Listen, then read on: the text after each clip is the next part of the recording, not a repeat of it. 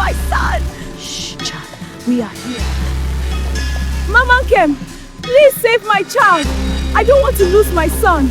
Please. Daughter, what is the problem? Calm down and talk to me. What is wrong with my son? He has been feeling very weak. He has refused to eat since yesterday. There has been no sign of fever. I don't know what is happening to my son.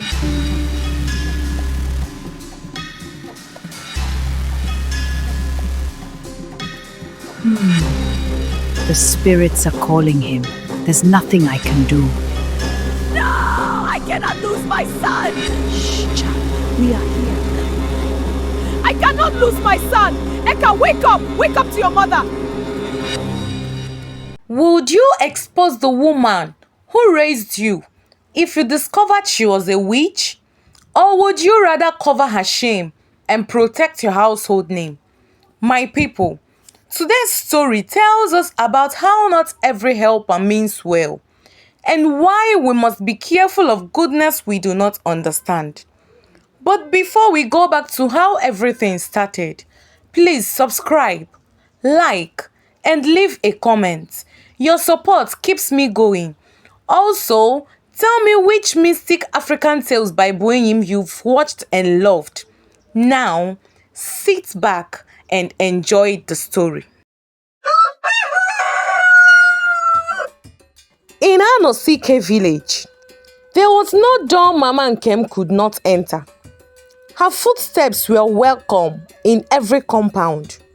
Her voice was trusted in every quarrel. Her shadow fell across every bed mat and every burial ground. When people spoke of goodness, they spoke her name. Mama Nkem is a blessing, the elders said. She carries the heart of the ancestors. Children ran to her when they saw her walking with her basket of herbs. Mama, Mama, what did you bring today? She would laugh softly and open her wrapper. Groundnuts, dry fish, sweet palm fruits. No child must greet me with an empty stomach, she always said, and the village loved her for it. People said she was kindness itself. She delivered babies. She treated fevers with herbs. She fed hungry children. She comforted widows at funerals. No festival began without her blessing. No newborn cried without her touch. No grieving mother went without her embrace. If goodness had a face in Anosike, it was Mama Nkem, and that was why no one ever questioned her, not even when the children began to die. One rainy night, rain fell like broken calabashes from the sky. Lightning tore the darkness. A young woman labored in pain inside a mud hut. "Call Mama Nkem," the family cried. A boy ran barefoot through the storm. Mama Nkem arrived, soaked, calm, steady. She knelt beside the screaming mother. "Breathe, my daughter," she murmured. "The child is close." Hours passed. Then, a cry. Strong, new, alive. The baby was lifted. "It is a boy," someone shouted. The hut erupted in joy. Mama Nkem washed the newborn gently. She traced a mark of chalk on his forehead. "May the earth hold you long," she whispered. The mother grasped her hands, sobbing with gratitude. "Mama, you saved us." Mama Nkem smiled. "All children belong to Anosike," she said. During rainy season, hunger crept through the village, but no orphan ever starved, because every afternoon, smoke rose from Mama Nkem's hut. Children gathered outside with boils. She served them steaming porridge one by one. "Eat slowly," she would say. "Your stomach must not fear food." A small boy once asked, "Mama, why do you feed us?" She touched his head. "Because no child should learn the taste of loneliness." The children adored her, and no one noticed that sometimes she watched them too long, as if counting. The child she delivered that stormy night fell sick at age 5. No fever, no wound, only weakness. His mother ran to Mama Nkem. Mama, help him. Mama Nkem examined him silently. She placed herbs on his chest. She murmured prayers. She shook her head slowly. The spirits are calling him, she said softly. The boy died at dawn.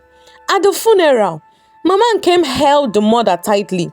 Do not fight what the ancestors have chosen, she whispered. The village mourned, but no one questioned.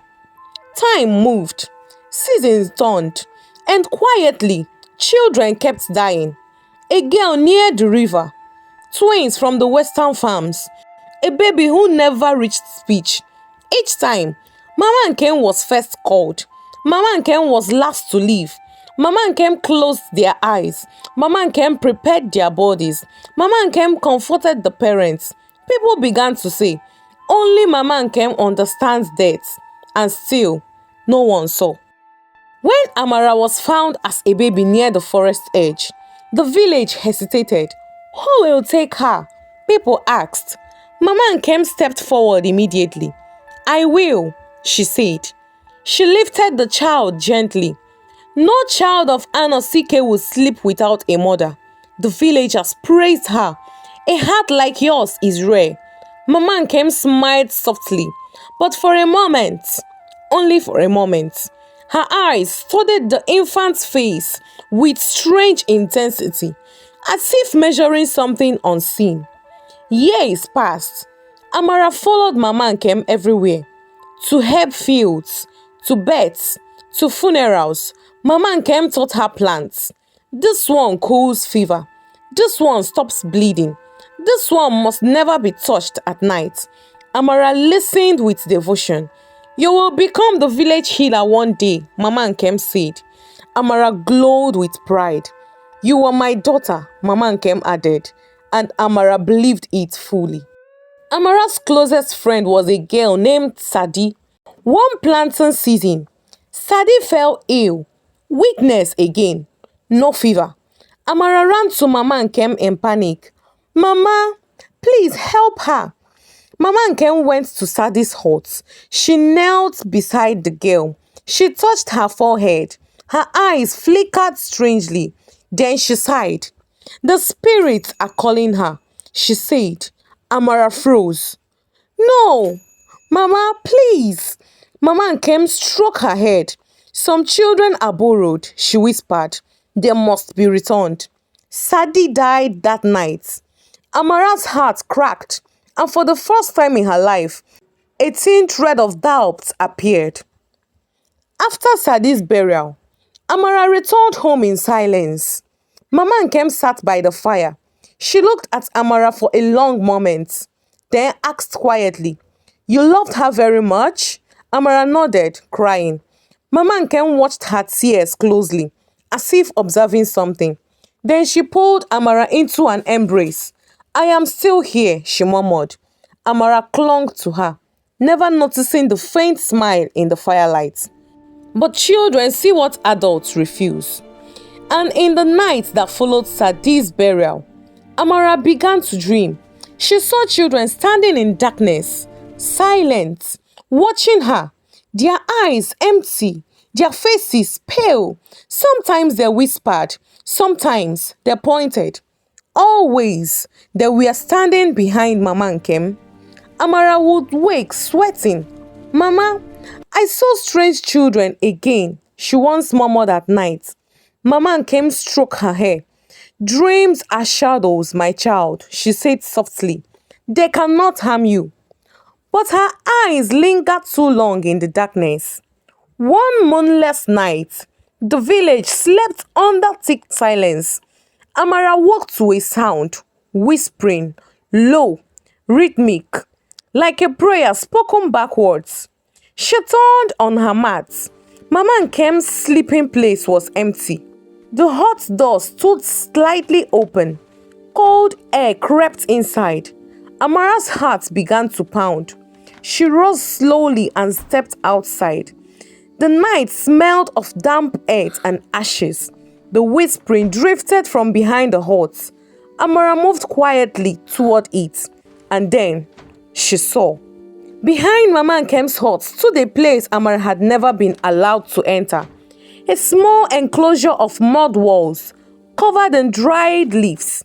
Amara had always believed it was for sacred herbs.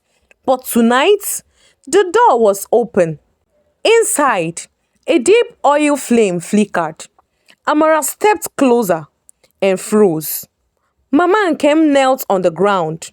Before her sat a large clay pot, wide, ancient, darkened by smoke.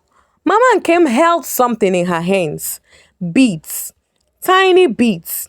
She lifted one slowly and dropped it into the pot. Child of Clink. breath, return your Her years voice to me. trembled in chat. Child of breath, return your years to me. She Return your lifted years another to bead. me. Clink. Life unfinished, become mine. become mine. Life Another. unfinished, become Clink. mine. Amara's chest tightened.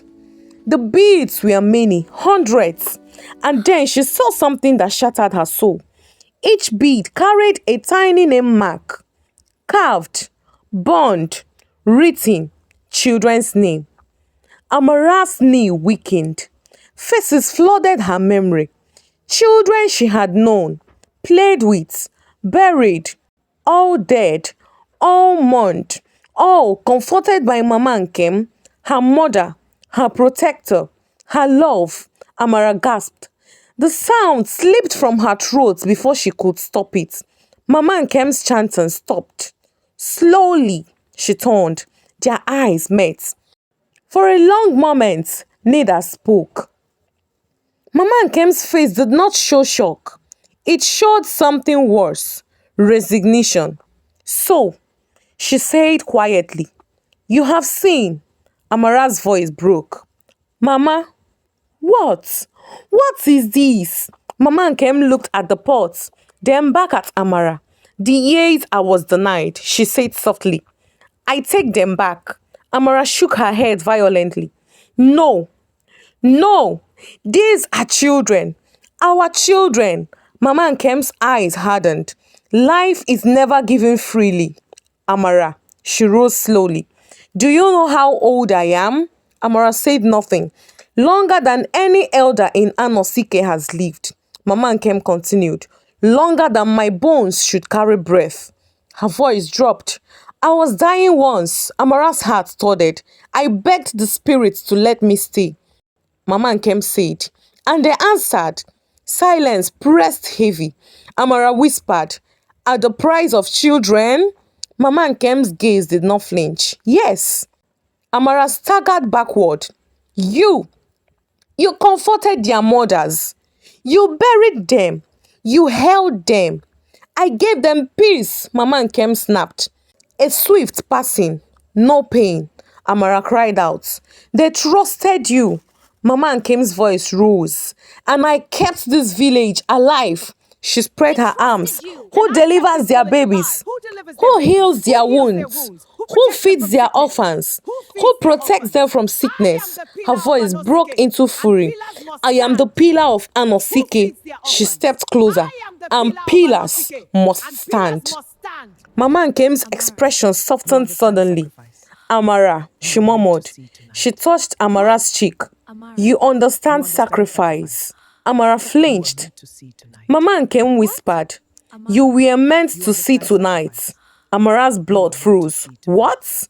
Mama Nkem smiled gently. "My years are heavy now. My body tires." She lifted a final bead. "I cannot carry eternity alone." Amara stared in horror. Mama Nkem's voice became tender. "You are my daughter, my chosen one." She held out the bead. "When I am gone, you will continue." The world seemed to tilt. All love, all memories, all safety poisoned. Mama Nkem whispered, "Do not fear. The village will still praise you. They will never know." She placed the bead in Amara's shaking hand. "Take the pot," she said. "Take the years. Live beyond death." Amara looked into the clay pot. The beads glimmered like trapped eyes. She saw children laughing, running, dying. Her chest convulsed. "No, The world was barely sound. Mama Nkem frowned. Amara. No! Amara cried louder. Tears streamed down her face. These are lives. These are children. Mama Nkem's voice turned cold. And without these, I die. Amara whispered. Then die! At dawn, the village awoke to screams. Amara stood in the square, holding the clay pot. Villagers gathered. What is this? What happened? Where is Mama Nkem? Amara's voice shook. She is the cause. Gasp rippled. No, someone shouted. Impossible. Amara lifted the pot. Beads spilled into the ground. Hundreds. Name visible. Recognition spread like wildfire. A mother collapsed, screaming, This is my son's name. Another voice broke. My daughter! The crowd turned. Mama Nkem stood at the edge of the square, watching. No one spoke. The woman they loved. The woman they trusted. The woman who buried their children. Mama Nkem looked at them all. Her face carried no mask now. Only age. Endless age. So, she said quietly, Now you see. An elder trembled. Why? Mama Nkem answered simply, To live. Rage exploded. The shrine was burned. The pot shattered. Beads melted in flame. Mama Nkem screamed as firelight touched her skin. Her body withered, shrank, crumpled, and before the sun reached its peak, she turned to ash. Silence ruled Anosike for many seasons. Children were guarded closely. Trust became fragile. And Amara never again slept easily. Sometimes at night, she dreamed of beads. And always she remembered Mama Nkem's final words. Pillars must stand. The Old Witch of Anosike did not live long because she was powerful. She lived long because goodness covered her darkness. In every land, evil rarely wears a frightening face. It often smiles, it helps, it comforts, and that is why it survives. Remember this: kindness without truth can hide danger. Trust without question can invite harm. And silence can keep evil alive. So the elders of Anosike still say, the hand that wipes your tears must also be watched. Dear viewers, what lesson did you take away from this dramatic tale? We would love to hear your thoughts in the comments below. If you enjoyed the story, give us a thumbs up, share it with friends, and hit that subscribe button. Don't forget to turn on your notifications so you never miss out on our latest updates. Thanks for watching and stay blessed.